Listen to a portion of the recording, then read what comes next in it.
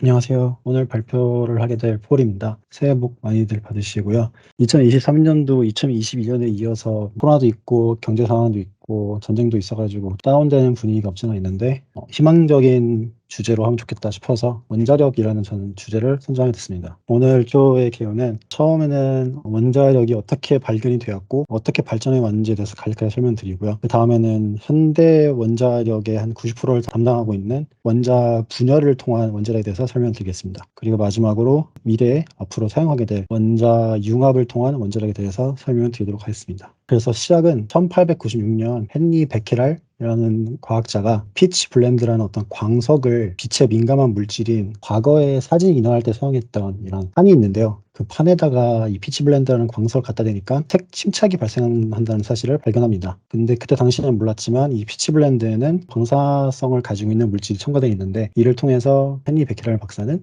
베타 방사능 그리고 알파 방사능이라는 레디에이션을 발견하게 됩니다. 그리고 동시에 이 헨리 베케렐의 동료인 마리 그리고 피에르 큐리, 저희가 잘 알고 있는 마담 큐리죠. 이 부부는 방사능이라는 개념에 대해서 정립을 하게 됩니다. 그리고 이 방사성은 외부에서 오는 에너지가 아니라 이 물질 자체에서 내부적으로 방출되는 에너지라는 사실을 발견하게 됩니다. 그래서 이로 인해서 원자라는 존재는 가장 작은 단위가 아니라 또 무언가가 있다는 사실을 의심하게 되고요, 사람들이. 그래서 이 세 분은 그걸 통해서 노벨상을 받게 됩니다. 조금 스킵을 하고서 1938년 엔리코 페르미, 리스 마이트너, 그리고 오토 프리시라는 이 세 명의 과학자로 인해서 원자는 분열할 수 있는 존재라는 것을 발견하게 되고 원자 분열에 성공을 하게 되는데요. 그리고 이때 원자 분열로 발생하는 에너지가 2억 일렉트론 볼트라는 계산과 실험을 통해서 확인하게 됩니다. 보편적으로 저희가 생각하는 이 석탄 덩어리 하나를 태울 때 3에서 6 일렉트론 볼트가 발생을 하는데 그에 비해 이 조그마한 원자로 인해서 2억 일렉트론 볼트가 발생한다는 것은 엄청난 발견이었습니다. 그리고 1939년부터 1945년 사이 하이젠버그라고 하는 한 박사가 원자 분열은 단발성으로 한번 이렇게 하는 게 아니라 연쇄적으로 연속적으로도 가능할 거다 이러한 가능성을 발견하게 되고요. 이 발견이 원자폭탄과 원자력의 시초가 되게 됩니다. 그래서 그 다음 페이렐과 프리시라는 이 두 과학자가 한 문서를 발표하게 되는데 이 문서는 우라늄 235라고 하는 어떤 원소를 5kg만 가지고도 1000톤에 해당하는 다이너마이트만큼의 위력을 낼 수 있다라는 문서를 발표하게 되고 이 문서가 방아쇠가 돼서 러시아, 독일, 그리고 미국, 영국 조합, 연합 그래서 이 세 그룹이 원자력을 사용하기 위한 레이스가 시작이 됩니다. 그러고 나서 엔리코 페르미 그리고 오펜하이머라는 이 두 박사의 지도 아래, 과학자의 지도 아래 되게 유명한 미국에서 맨하탄 프로젝트가 실행을 하게 되고 비극적으로 1945년 8월 6일 그리고 8월 9일에 히로시마와 나가사키에 원자폭탄이 투하가 됩니다. 이 역사에 대해서는 영화도 이번 연도에 개봉을 하고요. 이제 원자폭탄을 실제로 목격하고 나니까 인류는 되게 충격을 받고 어떻게 보면 저주라고 생각도 하게 되고 되게 뭔가 한마디 놀라게 됩니다. 그래서 이때 당시에 미국 대통령인 아이젠하워는 앞으로는 우리가 원자력을 평화를 위해서 사용하자라는 문서를 유엔에서 하게 되고요. 그 이후부터 1954년 소비에트 유니언에서 그때 당시에는 소비에트 유니언이었죠.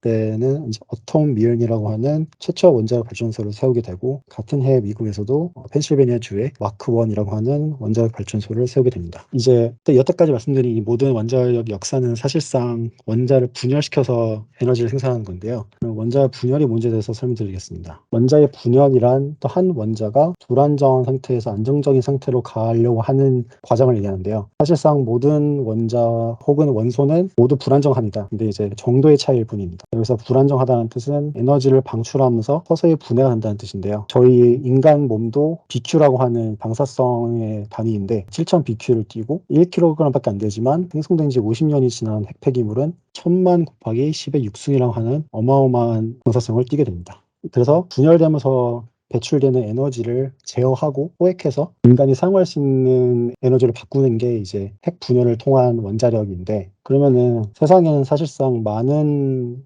연료들이 존재하는데 왜 굳이 이 원자를 분열해서 에너지를 사용하려고 하느냐라고 질문할 수 있을 것 같은데요. 이를 답하기 위해서는 먼저 원자의 구조에 대해서 설명드려야 됩니다. 원자는 프로톤이라고 하는 양성자, 뉴트론이라고 하는 중성자, 그리고 일렉트론이라고 하는 전자로 구성되어 있는데요. 이 프로톤의 수, 뉴트론의 수, 일렉트론의 수로 인해서 이 원자가 어떠한 원소의 특성을 띠는지가 결정이 되는 겁니다. 근데 이때 저희가 눈여겨봐야 되는 거는 이 핵 부분인 이 중성자와 양성자로 구성된 핵 부분입니다. 사실상 원자가 가지는 질량의 99.999%는 다 이 양성자와 중성자로 구성이 되는데, 왜냐면은 전자는 거의 질량이 없기 때문입니다. 근데 이제 과학자들은 관찰을 해보니까 되게 특이한 걸 발견하게 되는데요. 이 핵이라는 존재는 중성자와 양성자로 구성되어 있음에도 불구하고 중성자의 질량 더하기 양성자의 질량을 더한 게 핵의 질량이랑 동일하지 않다는 사실을 밝혔게 됩니다. 그리고 더 자세히 관찰해보니까 핵의 질량은 중성자의 질량과 양성자의 질량을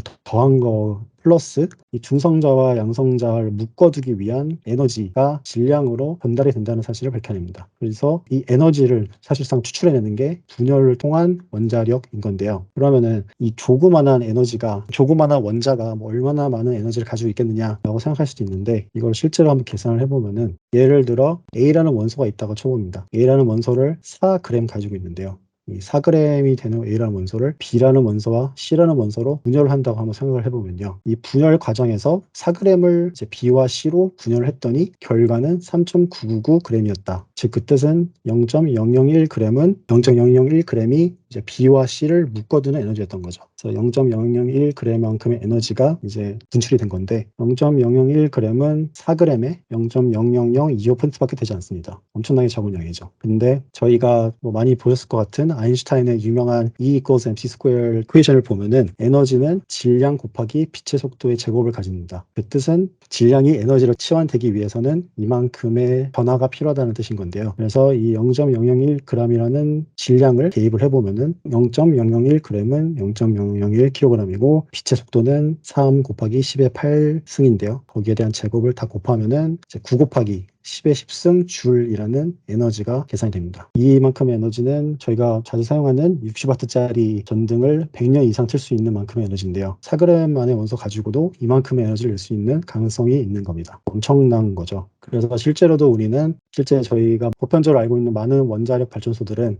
우라늄 235라고 하는 다소 불안정하고 방사성을 띠는 원소에다가 중성자 하나를 세게 쏴서 우라늄 236 이라는 새로운 물질로 바꾸는데요. 우라늄 236은 매우 불안정하고 강한 방사성을 띠는 물질이라서 베리움 141 그리고 뭐 크립톤 90이라고 하는 두 개의 원소로 분열을 하게 됩니다. 그리고 이 분열을 하면서 엄청난 에너지를 방출하고요. 근데 이뿐만이 아닙니다. 이게 앞서 말씀드린 게 이 우라늄 235에다가 중성자를 하나 추가함으로써 얘를 만든다고 했는데요. 이 분열되는 과정에서 3개의 중성자가 또 추가적으로 배출이 됩니다. 그러면은 그 뜻은, 만약에 이 우라늄 235가 뭐 당연히 실질적으로는 바로 옆이 아니겠지만 설명을 위해서 옆에 존재한다는 뜻은 또 중성자 하나가 여기로 들어감으로써 연쇄적으로 반응을 하게 되겠죠. 그래서 연쇄적인 반응으로 인해서 엄청나게 큰 에너지가 방출되는 겁니다. 그게 원자력 폭탄과 저희가 현재 사용하고 있는 원자 분열을 사용한 원자력인 겁니다. 그래서 실질적으로 이게 실제 원자력 발전소 사진인데요. 이런 기둥 안에 우라늄 235를 가득 채워가지고 넣어두고 하나의 중성자를 쏴가지고, 그러니까 236이 되는 순간 분열을 일으키면서 엄청난 에너지를 발생시키고, 이 에너지가 열로 치환이 돼서 열이 물을 끓이면서 압력으로 만들고, 그 압력이 터바인으로 전해져가지고 터바인이 돌면서 전기가 생성되는 이런 방식으로 이루어집니다. 근데 분열을 통한 원자력은 저희가 흔히 알고 있는 위험성을 가집니다. 일단 분열을 한 모든 물질들은 엄청나게 강한 방사성을 띠게 되고요. 그리고 방사성에 오염된 물질들 주변도 모두 오염이 됩니다. 그래서 일단 폐기물에 대한 위험도가 있고, 그리고 사고가 나게 되면은 복구가 힘들다는 사실이 있죠. 유명한 사건으로는 체르노빌 폭발 사건이 있죠. 그리고 또한 우라늄 235 같은 이런 강한 방사성을 띠는 물질은 지구에는 되게 희귀합니다.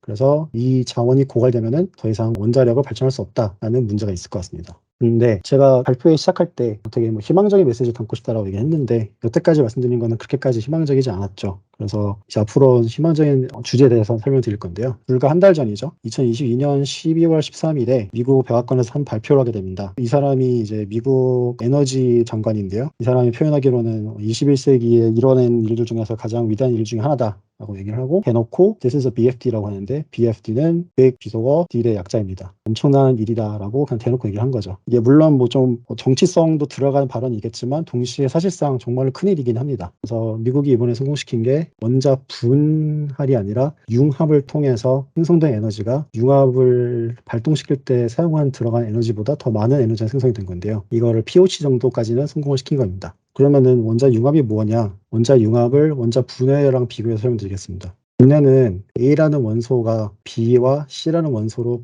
분해될 때 B랑 C라는 원소로 분해가 됐으면은 B 더하기 C는 원래는 A여야 되는데 A가 오히려 더 크고 B랑 C로 분해됨으로써 어느 정도의 질량이 감소를 하게 됩니다. 이때 감소한 질량만큼 에너지가 분출이 되는 건데요. 융합은 반대로 E와 F라는 원소를 합쳐서 G라는 새로운 원소가 발생되는데 E랑 F랑 합쳐가지고 G를 만들었으면 이게 질량이 동일할 텐데 합쳤음에도 불구하고 오히려 질량이 감소하는 경우도 있습니다. 그래서 이거를 이용해서 G 질량이 만큼이 그러니까 E와 F를 합쳤는데 오히려 이만큼의 질량이 감소했다. 그러면 그 감소했으면 감소한 만큼의 에너지가 이제 분출이 되는 거죠. 그래서 이게 바로 원자 융합을 통해서 에너지를 분출시켜서 이 에너지를 사용하는 게 원자 융합을 통한 원자력입니다. 그래서 이 원자 융합은 되게 뭐 공상과학이나 슈퍼히어로물 영화에서 많이 사용되는데요, 이미. 예를 들어서 뭐 스파이더맨 2에서도 문어 박사라고 불리죠. 문어 박사가 원래 하려고 했던 거는 원자 융합을 통해서 에너지를 만들려고 했고, 저희가 흔히 알고 있는 아이언맨에서도 아이언맨이 가지고 있는 이 아크 리액터도 원자 융합을 통해서 에너지를 방출하는 방식을 사용합니다. 근데 이러한 미디어체에서 많이 사용하는 표현이 Power the sun and the palm of my hand라고 태양의 힘을 내 손아귀에 라고 많이 표현을 하는데요. 이렇게 표현하는 이유가 실제로 우리가 알고 있는 태양과 그리고 다른 별들에서도 융합을 통해서 많이 에너지를 분출하게 됩니다. 가장 좋은 예시가 저희 태양인데요. 태양은 4개의 수소 원자를 합쳐서 융합을 시켜가지고 하나의 헬륨 원자로 만들어버립니다. 근데 여기서도 4개의 수소 원자는 4.03130 AMU라는 질량을 가지게 되는데 여기서 AMU는 1.67 곱하기 10의 마이너스 26승 킬로그램입니다. 엄청나게 작은 단위죠. 그래서 얘가 얘로 융합이 되는데 오히려 이만큼 질량이 줍니다. 즉 질량의 0.71% 정도까지는 에너지로 치환이 되는 거죠. 융합을 하는 과정에서요. 그러면은 예를 들어서 4g만큼의 수소를 가지고 있다고 하면은 얘의 0.71%니까 대략 0.000028kg만큼이 에너지로 치환이 되는 겁니다. 이거를 전에 봤던 E equals mc 스퀘어 공식에 대입을 하면은 2.6 곱하기 10의 11승이라는 줄이라는 엄청난 에너지가 발생을 하고요. 얘를 4g의 수소만 가지고도 이렇게 만들 수 있는 겁니다. 그래서 실제로 태양은 1초에 3.8 곱하기 10의 26승이라는 줄이라는 엄청난 에너지를 계속 분출하고 있고 그거를 저희 지구가 계속 받으면서 이용하고 있는 거고요. 그러면은 분열 대비 융합을 하는 게 같은 에너지 만드는 거고 왜 더 좋냐라고 질문할 수 있을 것 같은데 왜 더 좋냐면요. 이제 융합을 통해서 에너지를 얻으면은 되게 소량의 방사성 폐기물이 발생합니다. 거의 뭐 필터링을 할 수 있을 만큼의 소량의 방사성 폐기물이 발생을 해서 거의 없다고 볼 수도 있고 그리고 앞서 말씀드린 것처럼 평범한 수소를 이용해서 되게 안정적인 방식으로 융합할 수 있기 때문에 안전하고요. 그리고 순간적인 에너지만 요구하기 때문에 축소화도 가능합니다. 그래서 이제 저희 인간들은 융합을 계속해서 하려고 하는 건데 뭐 융합을 그러면 하는 방법도 알겠다 하면 되지 않냐 인 건데 사실상 현재까지는 그게 불가능했습니다. 그게 왜냐하면은 태양의 조건을 보면요. 태양에서는 지구 대비 2천억 배의 기압이 있고 149만 셀시우스의 온도를 가집니다. 이렇게 엄청난 극한 환경인데요. 근데 이제 융합이라는 걸 하려면은 양성자를 이렇게 가깝게 만들어야 되는데 이게 둘 다 플러스를 띄우기 때문에 둘을 가깝게 하려면은 엄청나게 많은 에너지가 필요합니다. 거의 태양의 조건만큼 별이 가지는 조건만큼의 에너지와 높은 압력과 높은 온도가 필요한 거죠. 그래서 이거를 지구에서 제한을 하는 게 사실상 결론입니다. 그래서 현재 과학자들은 태양의 조건을 지구에서 순간적으로만이라도 제한을 하기 위해서 자력을 이용해서 융합을 시키는 방법 그리고 관성을 이용해서 융합을 시키는 2가지 방법을 사용하려고 하고 있는데 자기를 이용한 방법을 설명드리겠습니다. 자성을 이용한 방법인데 높은 온도의 가스를 자성을 이용해서 약간 공중 부양을 시킵니다. 이런 튜브 안에서 표면에 닿지 않게요. 그리고 자성을 이용해서 마구마구 회전을 시키면서 열을 가합니다. 그러면 엄청난 압박과 엄청난 열을 띄우면서 원소들이 압력을 받아가지고 융합이 되는 거죠.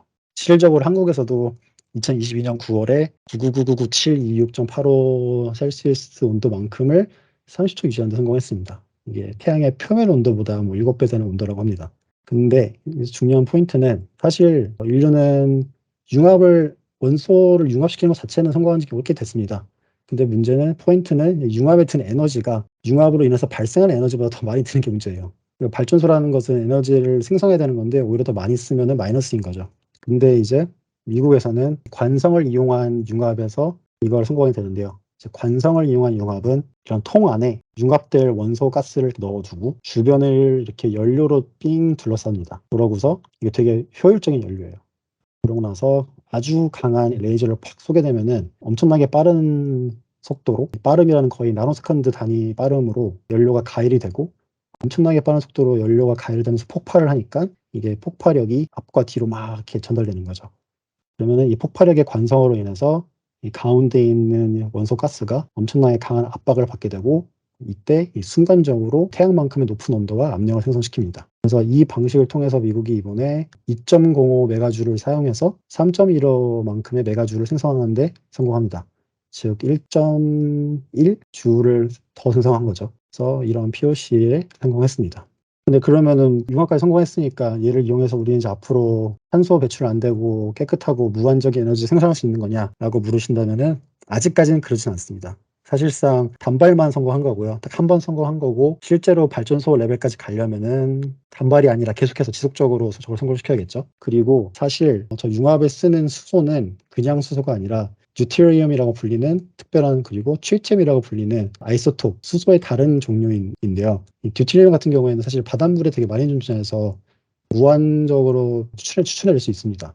근데 이 트리티움 같은 경우에는 꽤 귀한 존재라서 저희는 현재 이걸 다행히 생성할 수 있다고 알고 있어서 앞으로 얘를 생성하는 과정을 더 연구하는 게 목적으로 정하고 있습니다. 그리고 또한 레이저를 쏴서 가열시키는데 레이저가 이를 준비하는 데 되게 오래 걸린다 하더라고요. 많은 돈이 들어가고. 그래서 레이저의 효율을 높이는데도 이제 많은 연구가 진행될 것 같습니다. 앞서 보여드린 원자력의 역사에서 발견과 사용까지 사실상 100년도 안 걸렸는데요. 저희도 이제 POC에 성공했으니까 100년 안으로는 상용화가 되지 않을까 하는 게 제 의견입니다. 발표 여기까지 하도록 하겠습니다. 감사합니다.